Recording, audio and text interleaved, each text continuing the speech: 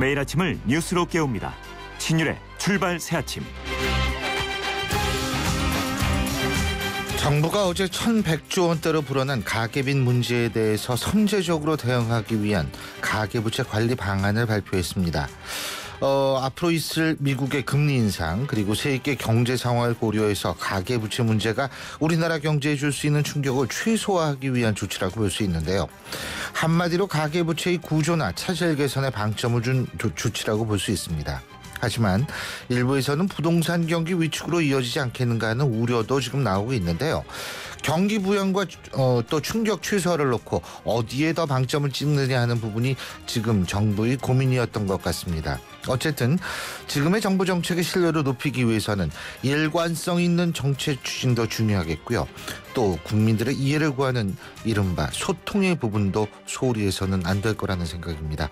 신율의 출발 새 아침 오늘 순서 시작합니다.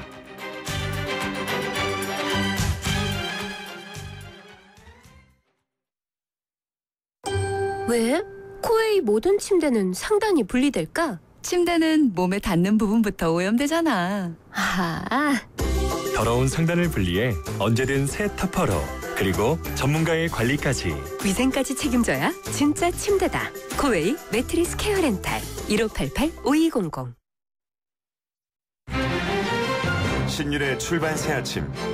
촌철살인 헤드라인.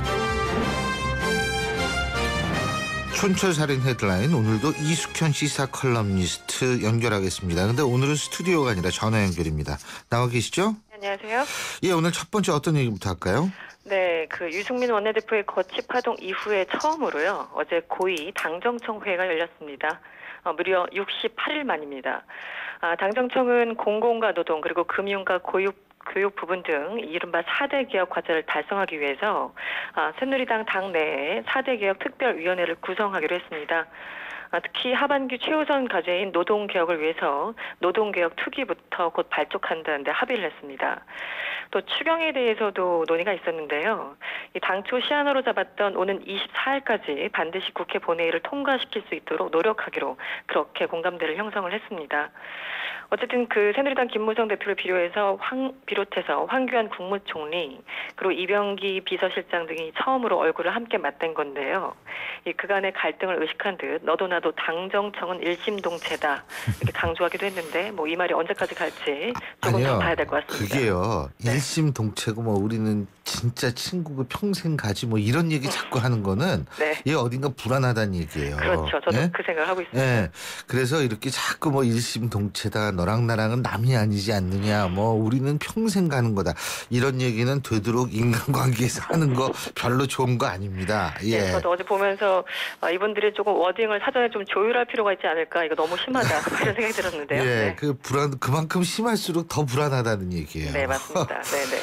자, 그리고 말이에요. 추경 예산안 처리 이거 어떻게 되는 겁니까? 아직은 불투명하다고 봐야 될 것 같은데요. 어쨌든 어제 고위 당정청이 열렸고 또 국회에서는 여야 수석 부대표들이 여러 차례 만났습니다. 일단 지금 문제가 되고 있는 국정원 해킹 프로그램 의혹의 진상 규명 방식 그리고 추경 이것을 어떻게 풀 것인가 논의를 했지만 일단은 이견만 확인을 한 상태입니다. 일단 국정원 문제 관련해서 새정치민주연합은요, 이 정보위원회에서 청문회를 개최하는 방안을 일종의 마지노선으로 이렇게 협상에서 제시를 했습니다. 예. 그런데 새누리당은 국정원 현장 방문으로 하자 이렇게 주장하면서 이견이 벌어졌고요. 또 추경과 관련해서도 이 세수 확충 방식의 이견을 보였습니다. 한마디로 새누리당은 포괄적인 필요성을 언급하자 이렇게 입장을 정리했는데. 예. 야당 같은 경우는 법인세율 인상이란 용어가 또 명시돼야 된다 이렇게 맞서면서 결국은 파행으로 끝났습니다. 그래도 어쨌든 어느 정도 조금씩 좀 이견을 조율해가고 있는 것으로 알려졌는데 오늘 양당 원내대표들이 직접 만나서요 일괄 타결을 시도할 계획입니다. 그렇군요. 근데 어쨌든 최경환 경제부총리 같은 경우에는 추경 이거 빨리 좀 처리해달라고 오늘도 얘기를 한 것 같은데. 네네 맞습니다. 네. 예, 다음 헤드라인 말씀해 주시죠. 예, 국정원 얘긴데요. 이 최다란 국정원 직원 임모 씨의 마티즈 차량을 두고 지금 여러 가지 의혹들이 제기되고 있습니다. 예. 어제 새정치민주연합 전병헌 최고위원은요, CCTV에 찍힌 이 빨간색 마티즈 차량의 번호판과 자살 현장에서 발견된 번호판이 다르다 이렇게 지적을 했습니다. 한마디로 CCTV에 찍힌 거는 하얀색으로 보였는데 현장에서 본 거는 녹색이다 이렇게 지적을 한 거죠. 또 이것이 어떤 그 빛에 의한 착시 현상임을 감안하더라도 번호판의 크기가 신형과 구형으로 서로 다르다는 점을 지적을 했고요. 또 일부에서는 이제 범퍼 보호 가드가 있다 없다, 또 안테나가 있다 없다 여러 가지 지금 의혹을 제기하고 있습니다. 예. 일단 경찰은 적극적으로 반박을 하고 있습니다. 첫째, 색깔이 다른 것은 착시 현상 때문이고, 둘째, 모양이 다른 것은 이제 구형과 신형으로 이렇게 달리 보이는 것은 CCTV 영상에서만 그렇게 보인다라고 반박을 했고요. 또 아울러 차 창문에 선바이저가 있고 뒷유리에 후사경이 설치되어 있는 그런 점을 감안하더라도 같은 차량임이 확실하다는 게 지금 경찰의 주장입니다. 예. 근데 왜 이 경찰 얘기가 말이에요. 지난번에 그 사이다 할머니 있지 않습니까? 그 문제에서도 조금 좀 경찰의 신뢰를 떨어뜨릴 수 있는 부분이 있어가지고 이거 확실히 경찰이 좀 빨리 밝혔으면 좋겠다는 생각이 들어요. 안 그러면 자꾸 또 다른 쓸데없는 의혹만 커지니까 좀 빨리 구체적인 어떤 그런 걸 제시했으면 좋겠다는 생각이 들고요. 지금 의혹이 들어서 경찰도 이 영상을 다시 이제 과학적으로 다시 검토하고 있는 그런 과정이라고 합니다. 근데요, 그 영상을 과학적으로 검토한 다음에 발표를 해야죠. 예? 이게 문제가 생기면 과학적으로 뭐 과학이 아니라 뭐 천문학적으로 뭘 하면 뭐 합니까? 이게 잘못된 거예요. 뭐 이렇게 서둘릴 이유가 뭐가 있어요? 예? 본인들은 처음에 확신을 했다가 의혹이 불거지니 하는 것 같은데요. 말씀하신 것처럼 두 번, 세 번 이 검토를 하고 발표하는 게 그게 정석이죠. 그럼요. 그리고 뭐 본인들이 여태까지 실수를 한 번도 안 했다면 모르겠는데 실수 많이 했잖아요, 경찰이. 근데 그걸 또 그런다는 거 그 좀 다음 헤드라인은 어떤 거예요? 네, 지금 말씀하신 그 상주 살충제 문제인데요. 이 피의자로 지목된 박 할머니 집에서 이 맹독성 농약이 든 비닐봉지가 추가로 발견됐다고 합니다. 그런데 지금 경찰과 그 가족들의 입장이 또 달라서 한참 더 논란이 확산되고 있습니다. 일단 경북의 상주경찰서는 이런 얘기를 했습니다. 이 구속된 박모 할머니의 아들이 지난 18일에 집마당 창고 옆에서 농약병과 농약 가루가 들어있는 비닐봉지를 발견해서 직접 들고 와서 신고를 했다. 이렇게 얘기를 했습니다. 그러자 이제 경찰은 누군가가 그렇다면 박 할머니 집에 농약 봉지를 두고 갔을 가능성을 두고 제3의 인물을 파악해 보겠다라고 했다가 다시 조사해 보니까 처음부터 원래 있었던 것이다 이렇게 말을 번복했습니다. 그러니까 지금 말씀하신 것처럼 경찰의 처음의 입장 그리고 가족들의 주장 이것이 계속 엇갈리면서 앞으로 법정에서 치열한 공방이 예상되는 그런 상황입니다. 이거 말이에요. 이것도 경찰이 원래 현장 검증할 땐 그 CSI라고 그러죠. 영화에서 우리 많이 보지 않았습니까? 그렇죠? 과학수사대 여기서 갈 때 다 일일이 구석구석 다 캠코더로 찍는다는 거예요. 그걸 다 찍기 때문에 실제적으로 과연 거기에 원래 있었는지, 그걸 알기 위해서는 그 화면만 자세히 들여다보면은 알 수 있다는 거거든요. 근데 이제 그거를 제대로 검토를 안 하고 또 발표를 한 거죠. 그러고 나가지고 뭐 너무 오래된 이 농약병이래 가지고 그냥 수거를 안 했다 이런 식으로 얘기를 하는데 이것도 발표되기 전에 샅샅이 좀 뒤져보고서 얘기를 했어야 된다는 생각이 들어요. 네, 초기에는 참 성질들이 급해요, 우리나라 경찰이.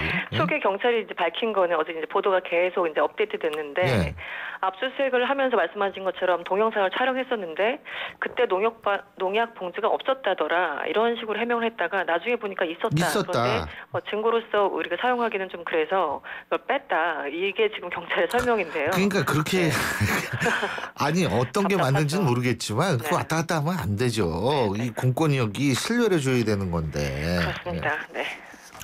오늘 말씀 여기까지 듣겠습니다. 고맙습니다. 네, 감사합니다. 이숙현 시사 칼럼니스트였습니다. 지금 7시 24분 40초 지나고 있는데요. 지금 교통 상황 알아보겠습니다. 김정은 캐스터.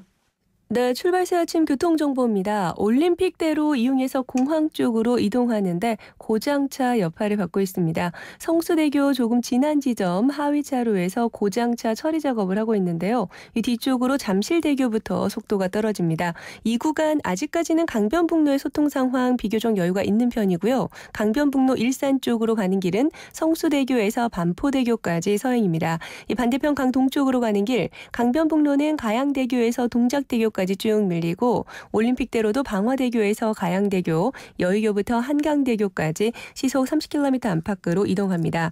남부순환로에도 고장차 소식인데요. 신림역에서 사당역 쪽으로 가는 길 서울대구역을 조금 지난 지점 하위 차로에 버스가 고장으로 서 있으니까 차로 변경에 미리 유의하셔야겠고요. 월드컵로는 망원역에서 마포구청역 쪽으로 가는데 망원역을 조금 지난 지점 하위 차로에서 사고 처리 작업을 하고 있기 때문에 이 부근에서 정체가 된다는 현장 제보입니다. 출발새 아침 교통정보였습니다. 사장님, 우리도 화상회의 되면 좋겠어요. 전자결제도요. 회사 메일도요. 우리같이 작은 회사가 그걸 어떻게 다 해? 올레 비즈메카가 있잖아요. 중소기업에 필요한 IT 솔루션을 부담 없이 간편하게. 올레 비즈메카. 문의 080-2580-007. 올레. 신율의 출발새 아침 1부 순서는 여기서 줄입니다. 잠시 뒤 2부에서 뵙죠.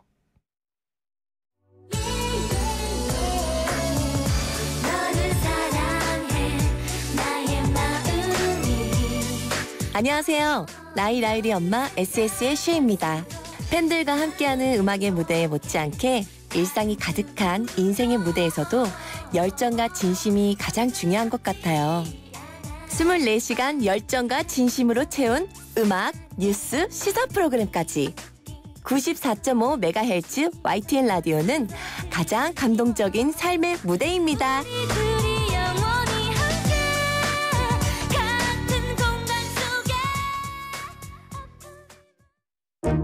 소통의 아침을 여는 공정한 목소리. 신율의 출발 새 아침. 신율의 출발새 아침 2부 순서 광고 듣고 시작합니다. 새로워진 산타페를 보았다. 그 어느 때보다 강렬하다. 새로워진 산타페의 운전석에 앉았다. 그 어느 때보다 편안하다. 부드러운 승차감과 강인한 외관. 모든 면에서 만족스러운 All around perfection. 산타페 더 프라임 탄생. New thinking, new possibilities. 현대자동차. 미래에는 냄비 뚜껑을 타고 달나라 여행을 할 거예요. 미래에는 악당들을 물리치는 슈퍼히어로가 될래요. 아이들의 가능성을 열어주는 것이 우리가 미래를 준비하는 방법입니다. 교육 출판에서 문화 콘텐츠까지 미래를 밝히는 힘. 신율의 출발새 아침. 새정치민주연합이 당직 인선을 마무리했습니다. 사무총장 폐지했죠. 그리고 그 대신에 5본부장 체제를 완성을 했는데 그동안 제기했던 호남 홀대, 친노 패권주의 이런 논란을 의식한 때문인지 모르겠습니다만 그래도 과거보다는 좀 골고루 비노기 인사를 발탁했다는 평가가 나옵니다. 그러면 이제 그 신당론, 분당론은 좀 들어가는 건가요? 당내 반응 알아보겠습니다. 정치는 생물, 신당은 상수. 이런 말을 요즘 자주 하시는 분이죠. 새정치민주연합 박지원 전 원내대표 전화 연결돼 있습니다. 박 의원님 안녕하십니까? 안녕하세요. 박지원입니다. 예, 분당은 없고 단언컨대 분당은 없고 통합만 있을 뿐이다. 국민과 호남이 요구하는 것은 우리 당이 달라져야 한다는 것이지 분열이 아니다. 지역 정세에 기대어 분열로 정권 교체의 희망을 무산시키려는 어떤 시도도 민심의 호응을 얻지 못할 것이다. 어제 문재인 대표가 SNS에 남긴 글인데요. 동의하십니까? 네. 저희들에게 의원들 방으로도 전부 돌려서 잘 읽어보았습니다. 예. 저도 꼭 그렇게 되었으면 좋은데 현실은 그렇지 못해서 굉장히 두렵습니다. 현실이 그렇지 못하다. 자, 예를 들면 말이에요.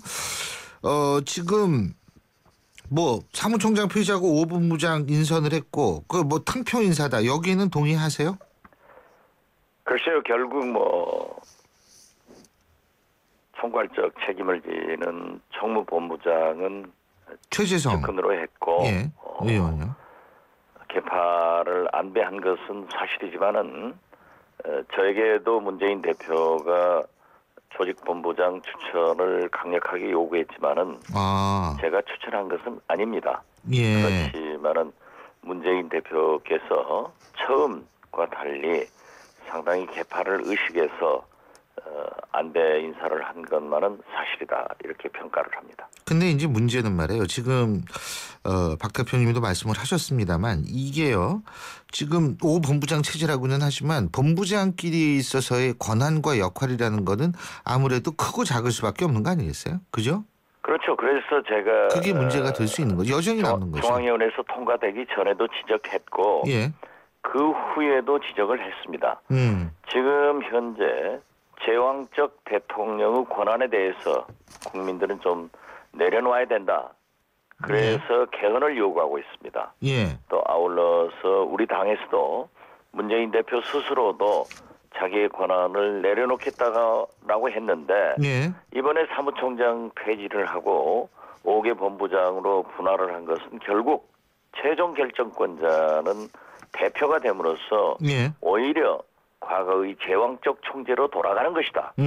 이번 중앙위원회에서 통과는 되지 않았지만 최고위원제를 폐지하더라도 결국 최고 의결기관의 결정권은 대표에게 갖고 있기 때문에 예.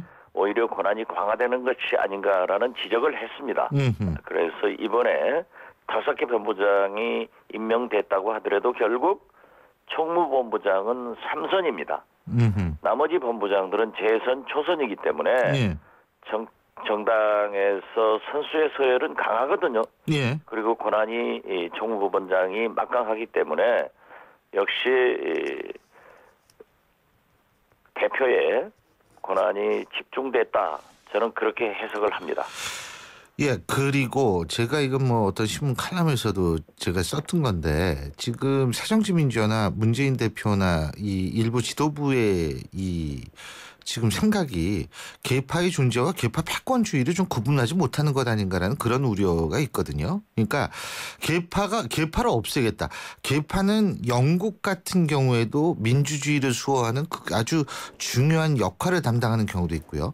일본 같은 경우에도 자민당에 있어서의 장기 집권에서 계파가 존재하기 때문에 그나마 다양한 어떤 예의가 나올 수 있다. 이런 얘기를 하거든요. 근데 문제는 계파 패권주의가 문제인데 이걸 구분을 잘 못하는 것 아닌가. 최고위 폐지도 결국 그런 맥락에서 파악해야 되는 것 아니냐. 이런 얘기도 있더라고요. 어떻게 보십니까? 글쎄 방금 신율 교수께서도 네. 말씀하셨지만은 정당 정치의 계파라고 하는 것은 항상 존재해 왔습니다. 그 존재할 수밖에 없죠. 그렇지만은 이번처럼 그렇게 친노 패권주의가 강한 경우에는 부작용이 많다. 그렇기 때문에 김상곤 혁신위원장이나 혁신위원께서도 우리 당의 가장 큰 문제인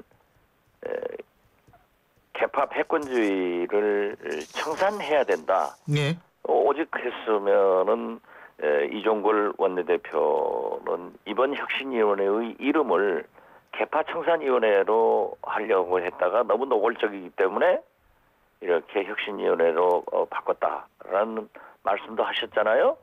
그래서 지금 현재 계파 패권주의와 계파에 대해서는 잘 알고 있습니다. 그렇지만은 친노들이 너무 당을 지배했다가 이번에 문재인 대표께서 인사를 하면서 어떻게 됐든 각 계파를 안배하려고 한 노력은 예. 평가를 해야 되고 예. 반드시 패권주의나 극심한 계파는 지양돼야 된다. 이런 생각에는 동조합니다. 그런데 아까 박 대표님이 현실은 그렇지 못하다 이런 말씀도 하셨는데 또 다른 현실 좀 여쭤볼게요. 지금 박지원 대표께서는 호남을 뭐 지금 상징한다 하는 가장 중요한 정치인 중에 한 분이신데 지금 호남 민심 솔직히 어떠세요? 다시 한번 말씀해 주십시오. 호남 민심 솔직히 어떠세요? 네? 호남 민심이요. 호남 민심은 물론 전 국민의 보편적 민심은 새정치민주연합 이대로 안 된다입니다. 그래서 지금 현재 전라북도나 전라남도, 광주시당은 해보지 않았습니다만은 도당에서 여론조사 해보면은 새정치민주연합보다도 창당되지도 않던 신당의 지지도가 굉장히 높습니다. 예. 그래서 새정치민주연합에 대한 그 실망감이 나타나고 있기 때문에 예. 우리로서는 어떻게 해서든지 통합 단결해야 된다 하는 명제를 가지고 있고 특히 오피니언 리더들은 이렇게 새정치민주연합 가지고는 안 되지만은 예. 정권 교체를 위해서 통합 단결해야 된다. 예.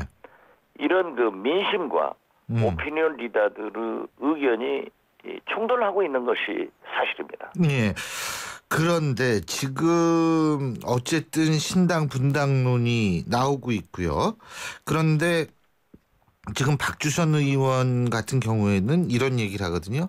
혁신의 핵심은 문재인 대표의 퇴진이다. 동의하십니까? 그러한 얘기를 많이 합니다. 예. 네? 동의하시냐고요? 예.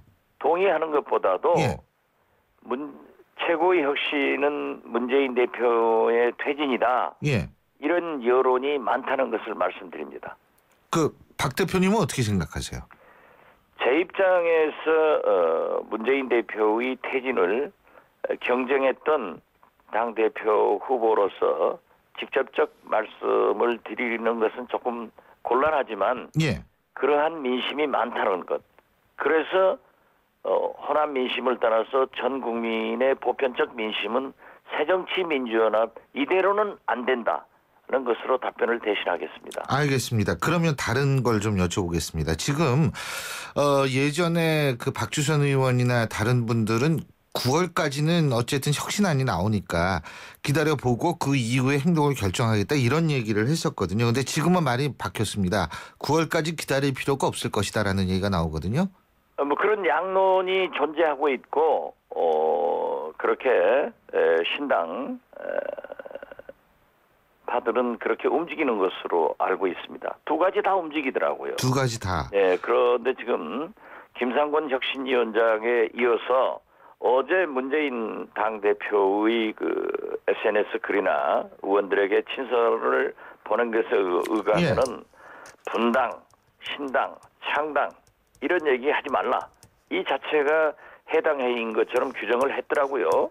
그러나 우리가 정치 현실에서 있는 사항을 얘기하지 않을 수 없기 때문에 제가 좀 구체적으로 말씀드립니다만은 거듭 민심은 새정치민주연합 이대로 안 된다. 오피니언 리더들은 그런다고 분당하지 말고 통합 단결해서 정권 교체를 해라. 그러나 세 번째 신당 창당파들은 활발하게 움직이고 있고 네 번째 가장 중요한 친노들은 어떤 경우에도 놓지 않겠다. 나갈 사람 나가라. 탈당한 사람 잘된 것도 없다. 이런 식으로 충돌을 하고 있기 때문에 굉장히 어려운 건 사실이고 또 신당 창당파들의 강경파들은 당장에 나가야 된다 하는 사람도 있고 방금 신일 교수께서 지적한 대로 9월 10월을 보자 하는 것도 있습니다. 어제만 하더라도 우리 이윤석 조직본부장이 누구보다도 저하고 제일 가깝습니다. 예. 그래서 박지원과 가까운 이윤석 의원이 조직본부장 됐다. 굉장히 중요한 당직이거든요. 예. 그랬더니 그 신당 창당하는 분들은 저에게 전화 와서 이게 무슨 소리냐? 왜 협력하느냐? 하고 굉장히 그 항의를 하더라고요. 그래서 제가 설명을 했어요. 제가 물론 추천은 하지 않았지만은 우리는 새정치민주연합 당원이다. 당원이기 때문에 당을 위해서 일하는 것은 당연하지 않는가? 이런 얘기를 했습니다. 예. 근데 대표님 이렇게 말씀 들어보면 어느 쪽에 이게 그 마음이 가 계신지 막 헷갈려요. 뭐 저도 그런 그 일종의 샌드위치 신세죠. 마치 경계인 같은 그런 기분도 저도 스스로 들지만은 정치는 생물이기 때문에 미래에 내가 또 누구가 어디에 가 있을까는 아무도 모르는 겁니다. 그러나 분명한 것은 저는 분열보다는 통합 단결해서 많은 오피니언 리더들이 국민들이 원하는 대로 정권 교체에 매진하고 그것을 위해서는 내년 총선 승리를 하자. 그런 의미로 저는 입장을 가지고 있습니다. 언제까지 그러면 지켜보실 겁니까? 그것은 제가 할 말은 못 되죠. 그 대표님이 저기 아셔야지 그 누가 압니까? 아니 글쎄요. 모두들 그렇게 얘기를 하고 박지원 당신이 움직여야 된다라는 그런 압박도 받고 설득도 당하고 또 문재인 대표나 모두 당내 인사들은 어떻게 했든지 통합 단계에서 함께 가야 된다 하는 거가 있기 때문에 정치는 현실입니다.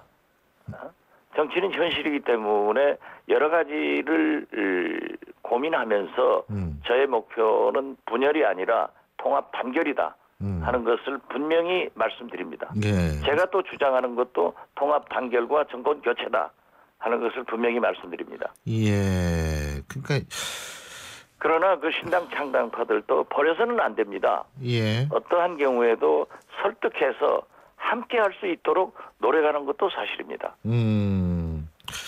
자, 그리고요. 또 한 가지 잠깐만 요거는 여쭤봐야 될 것 같은데 지금 뭐 국정원 해킹 논란으로 뒤숭숭하잖아요. 근데 이거 어떠세요? 우리 저 대표님도 스마트폰 얘기할 때 꺼두십니까? 아니면 저는 그렇게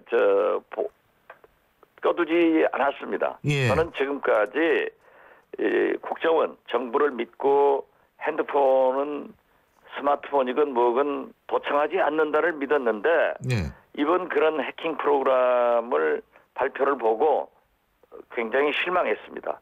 과연 국정원이 지금도 이런 일을 할 수 있을까? 물론 부인하고 있지만은 지난 대통령 선거 때 댓글을 처음에 시인했습니까? 처음에 또 시인하고 나서는 뭐 얼마 되지 않는다 했다가 결국 검찰 수사와 재판 과정에서 수십만 개의 댓글이 드러났고 대선에 영향을 미쳤다고 우리 국민들은 생각하고 있지 않습니까? 예. 지금 국정원이나 정부에서 특히 새누리당은 국정원의 대변인이 돼가지고 미국은 뭐 35개국 선진국에서 이걸 도입했다. 예. 그걸 도입해가지고 미국이 있어. 다른 선진국에서 국정원이 댓글 달고 정보기관이 댓글 달고 대선에 개입한 게 없어요. 우리는 너무 많은 것을 경험해 왔습니다. 그렇기 때문에 믿지 못하는 건 사실 아니냐 이거죠. 그리고 많은 의문점이 있는 것도 사실 아니에요. 예. 근데요, 지금 안철수 의원이 뭐 30개의 어떤 그런 거를 요구를 하지 않았습니까? 자료 제출을. 근데 이분이 문제는 정보위 소속이 아니에요. 우리 박 전 대표님은 정보위 소속이시지만, 그렇죠? 그렇기 때문에 아예 그냥 정보위로 들어가야 된다라는 얘기가 많거든요. 근데 못 들어가고 있는 거, 안 들어가는 겁니까? 못 들어가는 겁니까? 그건 지금 현재 정보위원이 구성돼 있기 때문에 한 분이 나오시면 되잖아요. 예, 그렇죠. 사보임하면 되는 거예요. 예. 그렇지만은 안철수 의원은 개인 의원 자격이 아니고 우리 당의 조사위원회 위원장으로서 그러한 것을 요구할 수 있고 만약 절차적으로 필요한다 하면은 정보위원이 공식적으로 요구할 수 있기 때문에 그런 말단지엽적인 것을 가지고 얘기해서는 안 된다 이겁니다. 네. 그렇다면은 우리나라의 그 중요한 국가 기밀과 정보를 이탈리아 그 회사에 전부 넘겨주고 있는 우리 국정원의 태도는 뭡니까? 그렇지 않습니까? 예. 우리의 정보를 예. 전부 넘겨줬다. 아. 이게 얼마나 중요한 안본 문제입니까? 예. 또 그러고 안철수 의원이 예. 대주주로 있는 안랩은 보안업체인데 이것을 어떻게 뚫고 들어가느냐 하는 것을 문의했다고 하면은 국정원이 과연 올바른 자세인가 이것부터 봐야 됩니다. 그래서 저는 정보위원으로서도 말씀드리는데 국정원이 숨기려고 해서는 안 됩니다. 정보이건 야당 의원들이건 진실을 설명하고 여기까지 우리가 했다. 예. 이러면은 우리 또 이해할 수 있는 부분은 국가를 위해서 협력해야 됩니다. 예. 아. 예를 들면요. 수년 전에 외국에서 선교사가 납치돼가지고 국정원에서 그랬었죠. 해결한 적이 있어요. 예. 그때 어떻게 해결했고 소위 뒷돈이 얼마 갔고 하는 것을 여야 의원들에게 다 보고를 했습니다. 그랬어도 저 자신이 지금까지 한마디 얘기를 하지 않는 거예요. 왜? 그것은 우리 국익에 반하는 일은 아무리 야당 의원들이라도 얘기하지 않습니다. 우리가 대분단 국가이기 때문에 그러한 대북 문제에 대해서 어떤 정보 활동을 했다라고 했을 때 어떻게 우리가 공개를 하겠습니까? 우리 정보위원, 우리 국회의원도 설득 못하면서 국민들에게 무조건 하지 않았다. 아하. 그러면 내 핸드폰이 내 카카오톡이 도청됐다고 하는 것을 우리 국민들은 얼마나 불안하게 생각하겠어요. 외국에서는 안 했기 때문에 불안한 겁니다. 예. 그러나 우리나라에서는 알겠습니다. 대통령 선거에 했기 때문에 불안한 거예요. 예. 잘 알겠습니다. 예, 오늘 말씀 여기까지 듣겠습니다. 네. 감사합니다. 예. 네, 감사합니다. 지금까지 새정치민주연합 박지원 전 원내대표였습니다. 경제뉴스 알아보겠습니다. 최요한 경제평론가 연결돼 있습니다. 안녕하십니까? 예, 안녕하세요. 최요한입니다. 지금 1,100조 원의 가계부채 예. 여기에 대해서 이제 관리하겠다 정부가 나섰죠. 핵심이 뭡니까?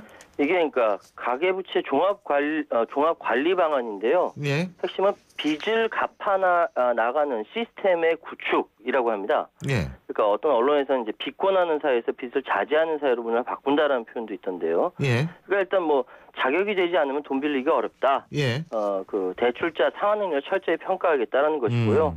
그러니까 일단 주택담보대출 받기가 어려워진다. 그 변동금리로 돈 빌리는 대출 한도가 줄어든다. 이런 아주 하위적인 구체적인 방안으로 밑밥을 깔아놓았습니다. 그렇군요. 근데 사람들이 뭐라고 얘기를 하냐면 예. 이 1년 전엔 빚내서 집 사라 그러더니 이제 정체가 확 뒤집냐. 예.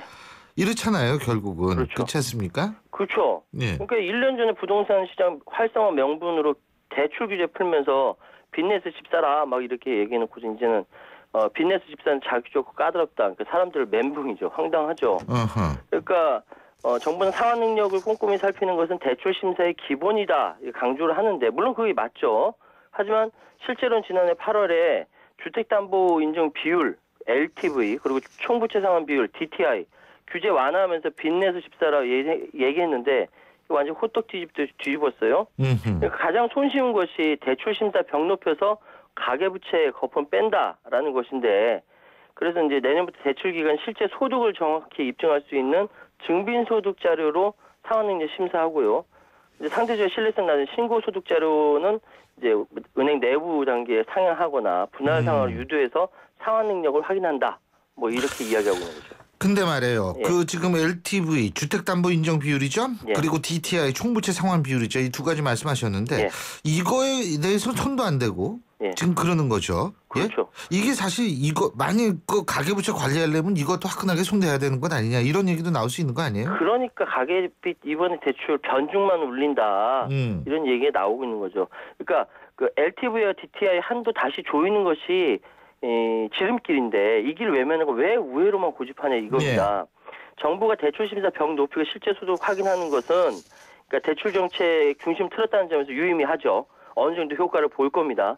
근데 LTV, DTI 손대지 않았다. 이거는 근본적인 해법이 되지 않는다라는 거죠. 이거 다 그렇게 얘기하고 있거든요. 네. 이거 또 저신용, 저소득계층은 주로 생활비 대출 받으려고 돈을 빌리는데 이젠 중금리 상품도 빌리기 어려울 것 같고요. 부채 악순환 빠질 가능성이 크다. 뭐 이렇게 우려하고 있습니다. 그래서 그렇다면 예. 효과가 있을 거라고 보십니까?